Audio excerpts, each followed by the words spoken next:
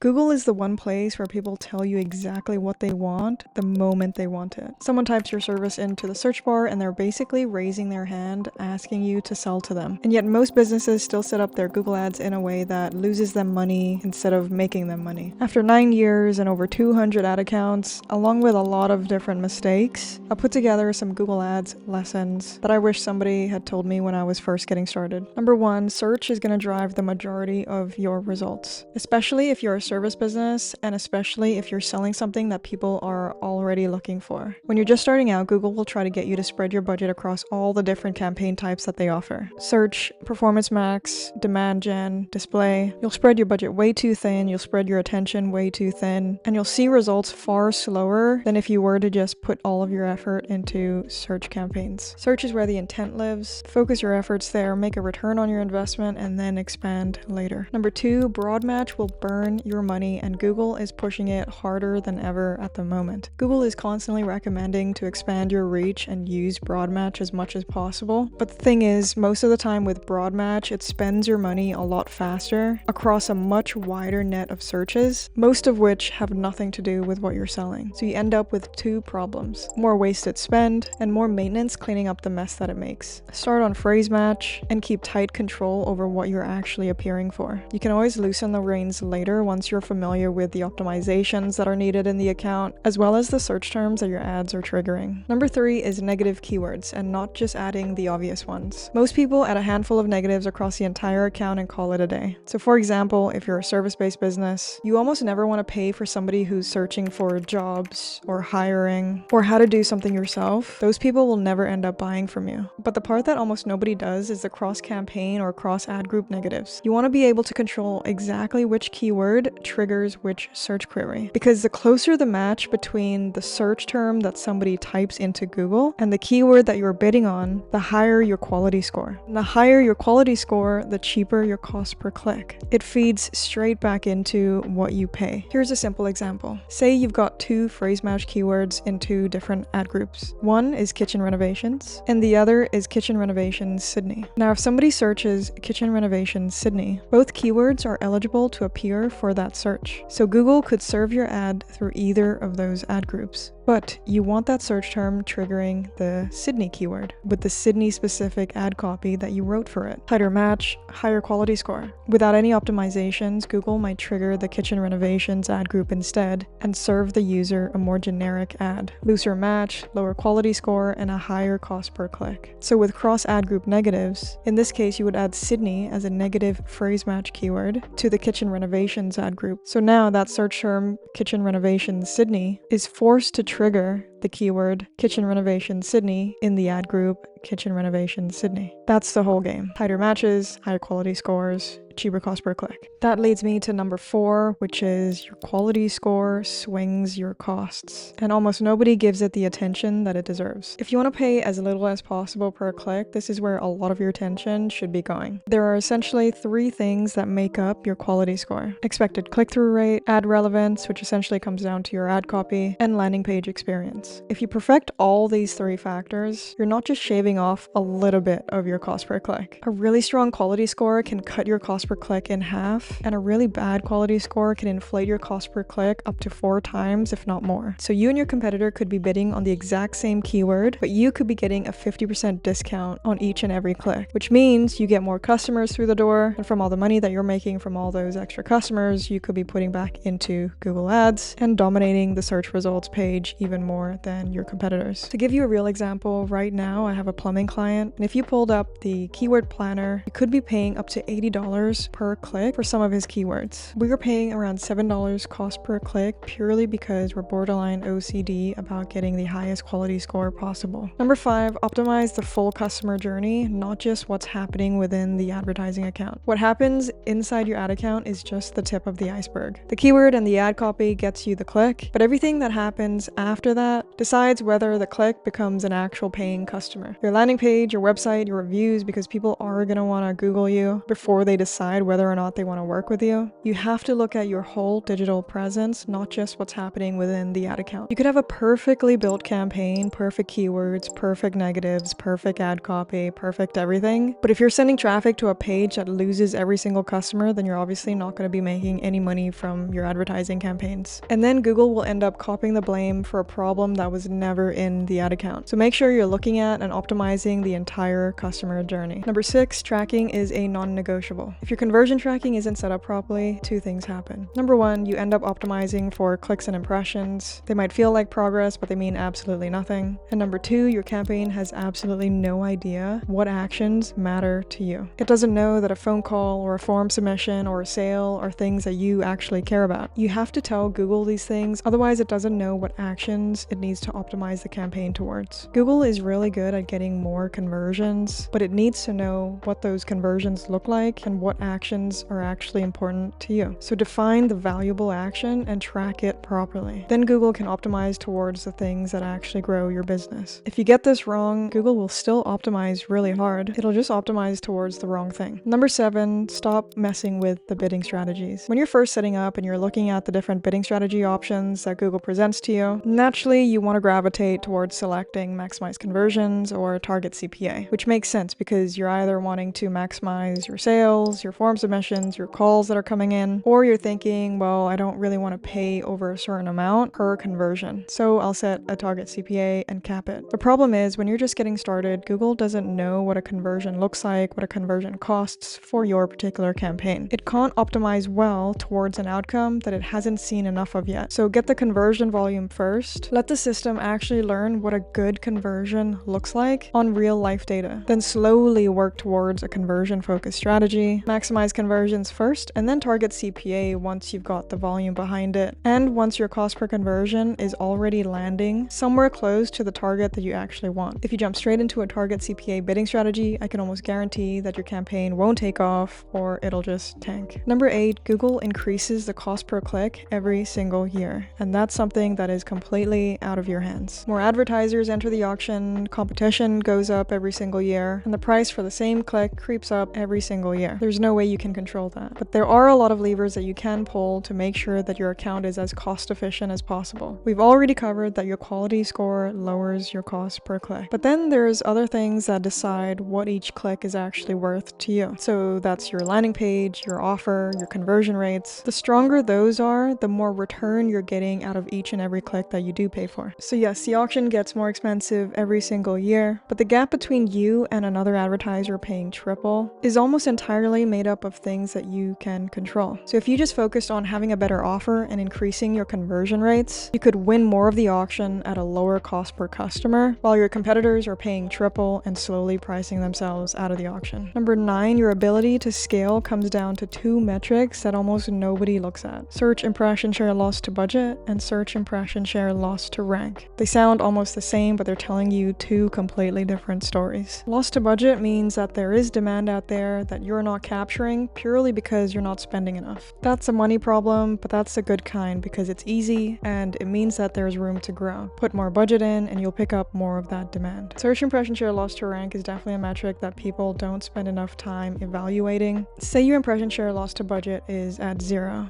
but your impression share loss to rank is at 50, 60, 70, 80%, you could increase the budget all you want and it'll do absolutely nothing. Because there's no extra demand sitting there for your budget to unlock. You're already capturing all of the demand that your current setup can capture. To grow from here, you have to create more room. Expand your locations, expand your keywords, widen what you're actually eligible to show for. Whereas loss to rank comes down to 2 things. Number 1 is the quality of your ads, and number 2 is competitiveness. So what everybody else in the auction is doing. So if your search impression share loss to rank is at 60% or above, what you need to be doing is increasing the quality of your ads. So your ad copy needs to be better, your keyword and search term matching need to be better, and your landing page experience need to be better. Obviously, what your competitors are doing isn't something that's within your control. What you can do, though, is monitor the increases and decreases in your competition's search impression share. So go into your auction insights reporting and compare it against an earlier time period. If your competition's search impression share has increased, they've most likely ramped up their advertising activity. That alone can be the reason why your cost per click has increased. So take time to understand those two metrics, search impression share loss to rank